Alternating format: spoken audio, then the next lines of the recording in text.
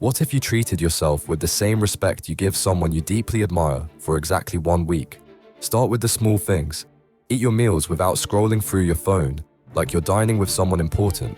Speak to yourself with the same kindness you'd show your best friend going through a tough time. Prioritize sleep like your well-being actually matters, not like it's something you can sacrifice. Then make bigger changes. Stop making decisions based on what's convenient for everyone else. Buy quality items for yourself instead of always choosing the cheapest option. Set boundaries like your time and energy are genuinely valuable. Here's what happens next. People get confused by your new standards at first, then they start respecting you more. You discover preferences and desires you'd been hiding for years. Most shocking of all, you realize how poorly you'd been treating the most important person in your life. Self-respect isn't selfish. It teaches everyone how you deserve to be treated.